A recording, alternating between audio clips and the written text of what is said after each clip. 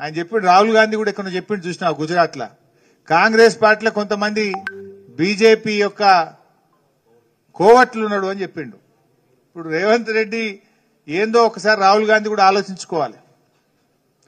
మొన్నప్పుడు రేవంత్ రెడ్డి మాట్లాడుతూ మాట అన్నాడు, మోడీ మంచోడు కానీ కిషన్ రెడ్డి చెడ్డోడు అన్నాడు. చూసిందా మీరు? మోడీ గారు చాలా మంచోడు, కిషన్ రెడ్డే మంచోడు కాదు అన్నాడు. అంటే నువ్వు మోడీ గారు మంచోడు అన్నవంటే రాహుల్ గాంధీ చెడ్డోడు అన్నట్టు.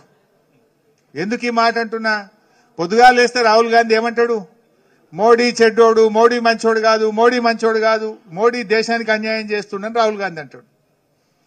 మరి నువ్వేమంటున్నావు? మోడీ మంచోడు, మోడీ మంచోడు అని రేవంత్ రెడ్డి అంటుండు. మరి మోడీ మంచోడు అంటే ఇక రాహుల్ గాంధీ చెడ్డోడు అన్నట్టే కదా, నథింగ్ బట్. అంటే ఇలా రాహుల్ గాంధీ కూడా తేల్చుకోవాలి ఇలా ఎవరు బీజేపీ కోహట్టులో.